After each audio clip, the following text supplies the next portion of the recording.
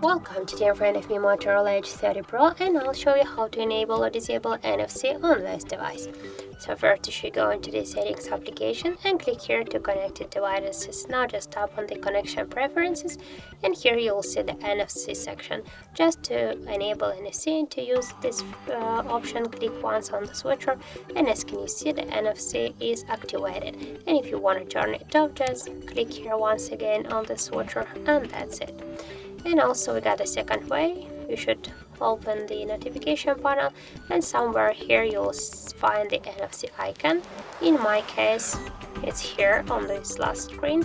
Just to turn on the NFC, click once here on the switcher, and as can you see, it's turned on. And just to turn it off, click once again on the NFC icon.